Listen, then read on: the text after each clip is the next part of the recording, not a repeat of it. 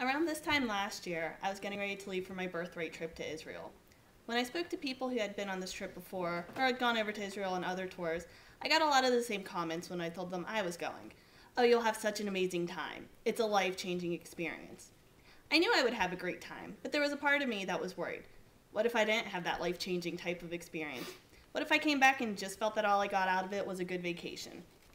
When we finally arrived in Israel after a 7-hour delay at JFK, which apparently is a trend of LL, they like to delay their flights, after a 7-hour delay and a 12-hour flight, I was definitely excited to be there, but there wasn't an immediate feeling of, wow, I'm in Israel.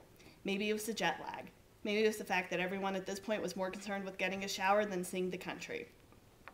On our first night there, we all took some time to get to know each other, and our tour guide, Lior, had us all sit around and say why we were there and what we expected out of the trip. For the most part, we all gave the same answers. We were there because it's a free trip. What we were hoping to learn was more about Israel and Judaism. Pretty basic answers, and it was pretty obvious that no one knew what to expect. The first portion of my trip was spent in the Golan Heights.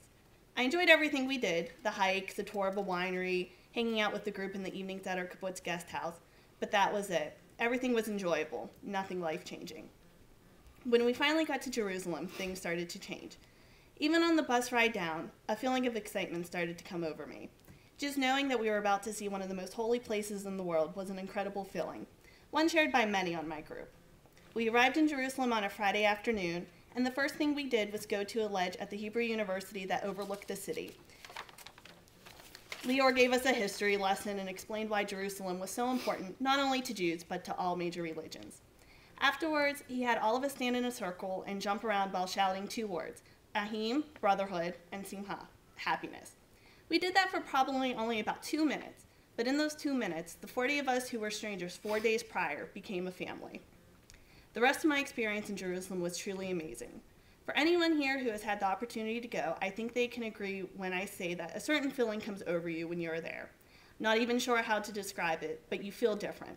You feel more peaceful, honored that you're getting to experience something that not a lot of other people get a chance to. The most touching moment for me was when I had the opportunity to get bat mitzvahed at the Western Wall, with my new family there watching. It was while I was writing my speech that I had my breakthrough. While I had originally signed up to go on a free trip, I realized that I did have a desire to feel a deeper connection with my religion. It caught me off guard because it was a desire I didn't even know I had. The rest of the trip was really filled with once-in-a-lifetime experiences. Riding a camel in the desert, hiking up Masada, crawling through a cave, floating in the Dead Sea. On our last day in Israel, we all sat down again to discuss what we had gained from our trip. Whereas 10 days before, everyone had blank stares and I don't knows for answers, there were now tears and emotions. Happiness for all that we got to experience together, and sadness that the trip was ending, and we knew that no matter what, the 40 of us will probably never be in the same place at the same time again. Appropriately, my trip ended the same way it began, with a 6-hour delay in Tel Aviv. Once I had got back, all my friends and family were anxious to hear about my trip.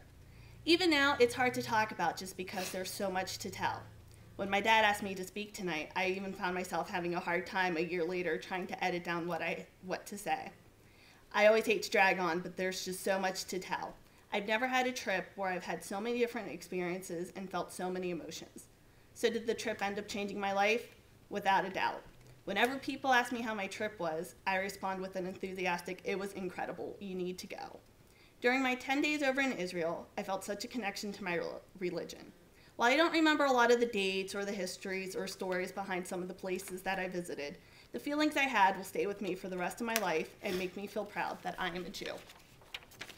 That's it. Cut.